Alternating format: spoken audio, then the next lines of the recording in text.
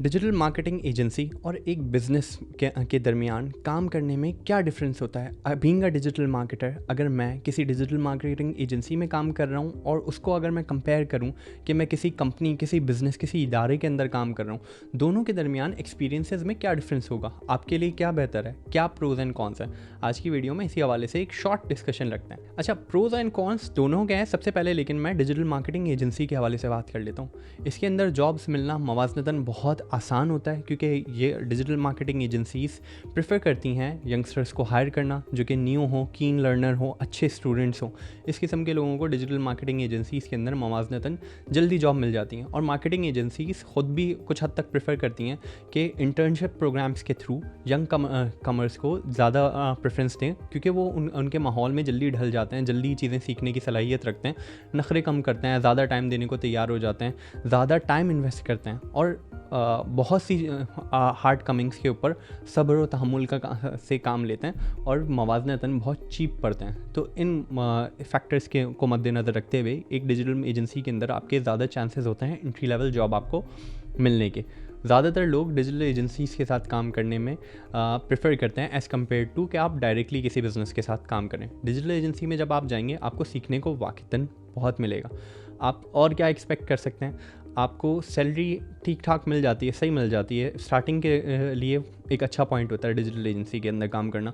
आपको बहुत सारे लोगों से मिलने का मौका मिलता है, बहुत सारी मीटिंग्स होती हैं, बहुत सारे क्लाइंट्स होते हैं, तो मल्टीपल इंडस्ट्रीज़ के अंदर आप काम कर रहे होते हैं, मतलब बहुत आप मंझ जाते हैं। अगर आप कंपेयर करें सीरियसली एक बंदे को जिसने 1 साल डिजिटल एजेंसी के अंदर काम किया है और उसने 50 क्लाइंट्स हैंडल किए हैं, और दूसरे बंदे को जिसने आईटी इंडस्ट्री में काम किया है या किसी एक बिज़नेस के साथ, एक कंपनी के साथ काम किया है, उसका डिजिटल मार्केटिंग लीड बनते हुए, तो इस बंदे का एक साल उस बंदे के 2 से 3 साल के ऊपर ज़्यादा भारी है, क्योंकि इस बंदे ने एक टास्क इतनी दफ़ा करा हुआ होगा या इतने क्लाइंट्स के ब्लंडर्स को देखा हुआ होगा कि ये बंदा ज़्यादा मंच चुका होता है। ये दैट इज़ ट्रू। पे स्केल पे बात करें तो किसी बिज़नेस के अंदर अगर आप काम करेंगे तो आपको मवाजनतन ज़्यादा बेहतर पे स्केल मिल जाता है as compare to a marketing agency.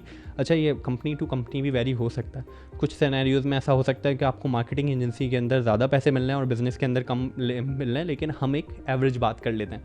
अब इसके ज़रा कॉन्स के ऊपर आते हैं। देखिए, सबसे मेजर कॉन जो होता है ना डिजिटल मार्केटिंग एजेंसी के अंदर काम करने का, एजेंसी मॉडल के अंदर बहुत ज़्यादा क्लाइंट होते हैं, आपको मिलने का तो मौका मिलता है बहुत से लोगों से, लेकिन मीटिंग्स के अंदर बहुत ज़्यादा टाइम जाता है। आपसे एक्सपेक्ट करा जाता है कि आप लॉन्ग आवर्स काम करेंगे, उसके अलावा आप नीश टू नीश बहुत ज़्यादा जंप कर रहे होते हैं। जैसे आप आज एक एजुकेशनल सेक्टर के अंदर काम कर रहे हैं, किसी स्कूल या किसी इंस्टीट्यूट की मार्केटिंग कैंपेन्स लॉन्च कर रहे हैं, अब उसकी जो टारगेट ऑडियंस है वो कुछ और है। अगले दिन आप किसी रियल्टर की मदद कर रहे हैं, रियल एस्टेट वाले को प्रॉपर्टीज़ बिकवाने में या उसका पेज खड़ा करने में या उसका ब्रांड बिल्ड करने में मदद कर रहे हैं। तीसरे दिन आप अगेन किसी और ही इंडस्ट्री के अंदर काम कर रहे हैं, तो ये नुकसान होता है। तो फोकस होके एक चीज़ के अंदर एक्सपर्ट मास्टरी हासिल करना मवाजनतन मुश्किल होता है। अगेन मैं एक जेनेरिक बात कर रहा हूँ, सही है, जनरल एक्सपीरियंस बता रहा हूँ। जो मेरे दोस्त भी डिजिटल एजेंसीज़ के अंदर काम कर चुके हैं और कर रहे हैं, और मेरा अपना डिजिटल एजेंसी के साथ एक्सपीरियंस कि बहुत ज़्यादा क्लाइंट होते हैं, लर्निंग स्कोप नो डाउट बहुत ज़्यादा होता है, लेकिन क्योंकि इतना ज़्यादा आप जंप कर रहे होते हैं, हॉप कर रहे होते हैं, तो इस वजह से किसी एक पिच के अंदर फोकस नहीं रह पाते और थोड़ा सा इस चीज़ को लेके आप टेंस भी हो जाते हैं, फ्रस्ट्रेट भी हो जाते हैं एक पॉइंट के बाद। शुरू में तो क्योंकि आप एक्साइटेड बहुत होते हैं, बहुत ज़्यादा ईगर टू लर्न होते हैं, तो आप इस काम को खुशी खुशी करने के लिए तैयार होते हैं। अब उसको मैं कंपेयर करता हूँ अपने एक्सपीरियंस से, जब मैंने किसी एक बिज़नेस के साथ काम किया, और आईटी इंडस्ट्री में स्पेसिफिकली मैं एग्जांपल दे रहा हूँ आपको। किसी बिज़नेस के साथ काम करने में मवाजनतन पे स्केल मुझे देखा कि बेहतर होता है, लोग ज़्यादा रेडीली इन्वेस्ट करने के लिए तैयार होते हैं। सेकंड ये कि ऑडियंस सेगमेंट सेम रहता है, जो टारगेट ऑडियंस ग्रुप है जिसको मैं मार्केट करना चाह रहा हूँ, जिसके अंदर मैं चीज़ें लेके चलना चाह रहा हूँ, वो सेम रहेगा और मवाजनतन लॉन्ग टर्म पे रहेगा। डिजिटल एजेंसी के अंदर हो सकता है कि आपने 6 महीने एक क्लाइंट के साथ ज़्यादा काम किया, अगले क्वार्टर के अंदर वो क्लाइंट चेंज हो गया, लेकिन यहाँ पे मवाजनतन आपकी जॉब जो होती है वो लॉन्ग टर्म होती है, सेम क्लाइंट पे आप काम कर रहे हैं, आपका मास्टरी लेवल थोड़ा सा बेहतर रहता है। थोड़ा सा पीस ऑफ माइंड होता है, जॉब सिक्योरिटी थोड़ी सी मवाजनतन बेहतर होती है। इनिशियली आपने उनके सिस्टम्स को जब डेवलप कर लिया, आपने उनकी एक कैंपेन बिल्ड कर दी, उसके बाद ज़्यादातर मॉनिटरिंग और ट्रैकिंग एंड इम्प्रूवमेंट के ऊपर काम हो रहा होता है। आपने जो प्रोसेसेस बिल्ड किए हैं आप उसको फर्दर इम्प्रूव कर रहे होते हैं, ना कि इंटायरली नई सिरे से बिल्ड करें।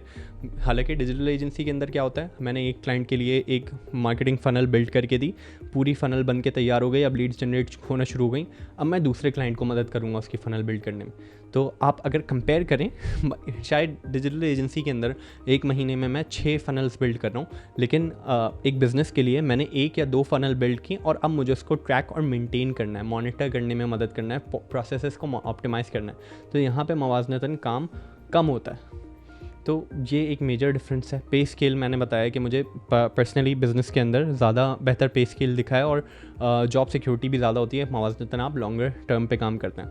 मैं पर्सनली क्या प्रेफर करूँगा, अगर आप स्टूडेंट हैं और अभी आप स्टार्ट कर रहे हैं, कहाँ से स्टार्ट करें भाई? आप शुरू में किसी डिजिटल एजेंसी में चले जाएँ, अगर आपको जॉब मिल रही है तो डिजिटल एजेंसी में जाके कम से कम 1 से 2 साल तो आप दबा के वहाँ पे रगड़ा उठाएं। वहाँ पे वो जो काम बोलते हैं हर चीज़ पे बोलें मैं करके देता हूँ, हर चीज़ सीखने की कोशिश करें। 2 साल किसी डिजिटल एजेंसी या माइक्रो एजेंसी में काम करें, भले ही कम पैसों पे काम करें, लेकिन 2 साल अच्छे से काम करें, बहुत सारे मल्टीपल प्रोसेस सीखें, देखें वो किस तरीके से चैलेंजेस को टैकल करते हैं। जब फेसबुक अकाउंट रिस्ट्रिक्ट होता है तो कंपनी किस तरीके से रिस्पॉन्ड करती है, फेसबुक पिक्सल के इवेंट्स शूट होने में कोई प्रॉब्लम होती है, कैसे कंपनी रिस्पॉन्ड करती है, क्लाइंट जब बिगड़ रहा होता है तो उसको किस तरीके से काम डाउन करता है मैनेजर। ये तमाम चीज़ें आपने डिजिटल एजेंसी में जाके सीखनी है। आपने सीखना है मीटिंग्स कैसे अटेंड करनी है, आपने सीखना है लोगों से बात कैसे करना है, आपने सीखना है प्रेजेंटेशंस कैसे बनानी है। इस किस्म की चीज़ें एक एजेंसी आपको कम पैसे देगी लेकिन अच्छे से सिखाएगी, प्यार मोहब्बत से बिठा के सिखाएगी। बिज़नेस के अंदर जब आप उसके बाद मूव करेंगे, 2 साल के बाद आप आईटी इंडस्ट्री में किसी और बिज़नेस के साथ काम करना शुरू कर दें या अपनी माइक्रो एजेंसी खोल के बैठ जाएं 2 साल का तजुर्बा लेके। अब जब आप बिज़नेस से B2B कर रहे होंगे या फिर अपनी एजेंसी खोल के या किसी बिज़नेस के पास खुद एज अ डिजिटल स्ट्रैटेजिस्ट जाएंगे, तो आपको पूरी फ़नल का अंदाज़ा होगा। आप बाहर से बैठ के पूरा बता सकते हैं कि आपकी फ़नल में किस तरीके से बिल्ड करने वाला हूँ, अवेयरनेस में कैसे आपके प्रोडक्ट की बिल्ड करूँगा, कंसिडरेशन में उसको मैं कैसे लाऊँगा, आपकी सेल्स में कन्वर्ट करके किस तरीके से लेके आऊँगा, कैसे आपकी प्रोडक्ट में को मैं मार्केट में प्लेस करूँगा। इस किस्म की चीज़ें आपको बहुत अच्छे से आ जाएंगी। तो उम्मीद करता हूँ इस वीडियो से आपको काफ़ी कुछ सीखने को मिला होगा। अपना बहुत ख्याल रखिए। खुदा हाफ़िज़।